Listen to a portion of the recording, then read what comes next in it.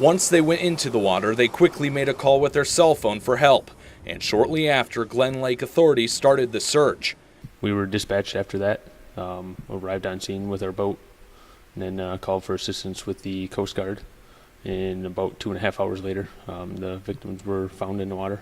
When they found the father and son hanging onto their canoe, both were hypothermic and unconscious. Coast Guard crews acted fast to get the two out of the water.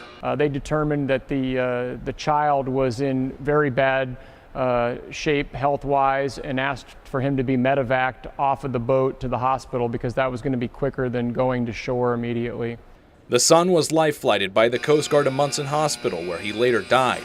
The father was taken to shore and then transferred to Munson Hospital by ambulance and was last listed in critical condition. 55-degree water, you have about 10 minutes before you start losing feeling in your extremities and things like that. And I think ultimately we'll find out that that's what contributed to the young man perishing and the adult being in critical condition. The two were wearing life jackets, but the Coast Guard says that when you're out on Lake Michigan, you should be wearing a water suit. They did some good things. They wore their life jackets. And if you do happen to go in the water, if you can stay with the boat, it's a lot easier for us to find the boat than it is to find a head in the water. So staying with the vessel once it flips over also helps our search efforts.